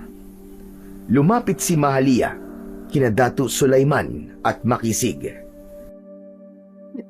Alam na, Buntalaw, sapagkat meron itong pinuno na kagaya mo, Dato Sulaiman. Maraming salamat sa pagpapalaya mo sa amin mula sa mga gabunan. Hindi lang ako dapat mong pasalamatan, Mahalia. Malaki rin ang naitulong ni Makisig sa akin. Maging ikaw ay malaki rin ang tulong na nagawa mo. Kung hindi mo ipinaalam sa akin ang tungkol sa batis ni Lidagat, ay hindi magiging makapangyarihan ang aking kampilan. Kaya maraming salamat din sa iyo, Mahalia. Utang ko sa iyo ang aking buhay, maging ng buong Buntalaw. Humihingi ng paumanhin. Kung pinigilan kita nung una, nangangamba lang ako na ikaw ay mapahamak, mahal na Dato. Nauunawaan kita, Mahalia. Ang mahalaga ngayon ay tapos na ang unos sa Buntalaw at makakapamuhay na tayong muli ng mapayapa. Maya-maya pa ay humarap si Dato Sulaiman sa lahat ng mga naroon. Wala na siyang sinabi. Sapat na para sa kanya ang kasiyahan na nakikita niya sa muka ng bawat isa. Walang pagsidla ng galak sa puso niya sapagkat muli nilang napatunayan na kailanman ay hindi magwawagi ang kasamaan. laban sa kabutihan. Matapos ang matinding digmaan, ay unti-unting nanumbalik ang katahimikan sa barangay ng Buntalaw. Si Datu Sulaiman, bagamat sugatan, ay agad na bumalik sa kanyang tungkulin bilang pinuno. Sa pagdaan ng mga buwan, ay sinanay niya si Makisig hindi lamang sa pakikipagdigma, kundi bilang pinuno na maaaring pumalit sa kanya pagdating ng takdang panahon. Hindi rin kinalimutan ni Datu Sulaiman ang dahilan kung bakit nila nagawang palayain ng Buntalaw mula sa mga gabunan. Binalikan niya ang batis ni Lidagat upang magpasalamat sa mabuting diwata. Mula noon ay mas naging handa si Datu Sulaiman sa anumang panganib mula sa mga mananakop na dayuhan o sa mga nilalang ng dilim. Mas pinagtibay niya pa ang kanyang kakayahan sa pakikipaglaban at nagpaturo siya kay Babaylang Mahalina ng mga paraan ng pagiging isang antingero, sapagkat para kay Datu Sulaiman, hindi nagtatapos doon ang laban niya sa mga masasamang elemento o mga alagad ng kadiliman. Poprotektahan niya ang lahat ng mga naninirahan dito, sapagkat ang Buntalaw ay hindi lamang isang lugar, kundi isang tahanan na ipaglalaban niya hanggang sa kanyang huling hininga. Mula noon ay binansagan na ng mga tao roon si Datu Sulaiman na isang magiting at matapang na antingerong Muslim.